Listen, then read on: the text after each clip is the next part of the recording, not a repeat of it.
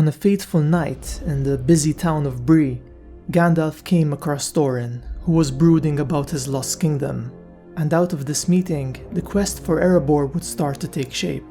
It might seem strange that Gandalf chose to help the dwarves in their quest for vengeance, despite having other matters to deal with, such as the Necromancer of Dol Guldur, who by now Gandalf knew was actually Sauron in disguise. Nonetheless, Gandalf actually had a very good reason to help these dwarves. He realized that this quest would play a crucial part in overcoming Sauron's plans, and so it was in his interest to help the dwarves succeed if possible. Hey guys, it's Carl here, and in today's episode we'll be unraveling why Gandalf chose to help Thorin. So when Gandalf first met Thorin, he was aware of a dark secret, that the Necromancer was actually Sauron in disguise, and that he was mustering his armies for a massive war. Gandalf was afraid that Sauron would try to attack the elven strongholds of Rivendell and Lothlorien first, and this would devastate the northern lands of Middle-earth. Even though it may sound unlikely that Sauron could overwhelm Erebor, we must keep in mind that the northern lands had been struggling for many years, and there was very little to resist the armies of Sauron. Erebor was occupied by Smaug. The city of Dale was reduced to ashes and ruin, and the only faction that could stand in the way of Sauron's armies as they marched towards Rivendell were the Dwarves of the Iron Hills. If the Free People failed to hold them back, Sauron's forces could easily take control of the mountain passes in the Misty Mountains, and perhaps they could even occupy Angmar once more, both of which would compromise the safety of the Free People.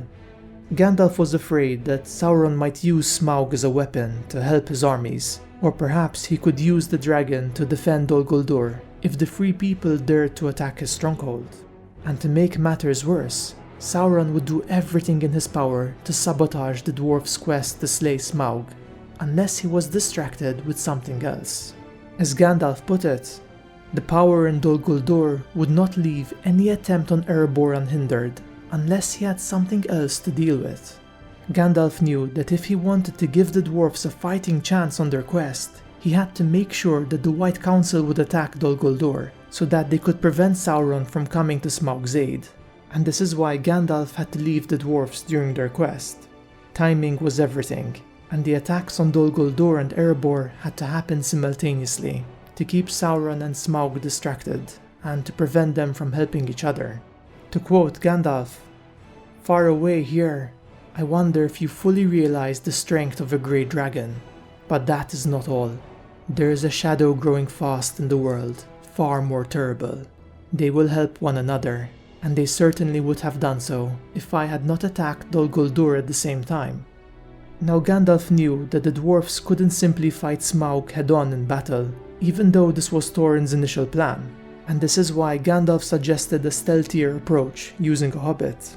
Hobbits were small, light on their feet, and their scent was unfamiliar to Smaug, and this would make them perfect for the task. For some reason, perhaps a form of foresight, Gandalf also knew that unless Bilbo went with them, the quest would fail.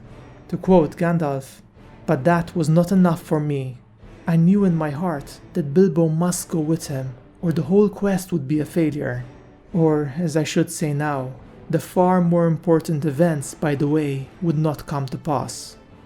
What I really want to emphasize is how wise Gandalf was, to align the Free People against Sauron through their own different objectives.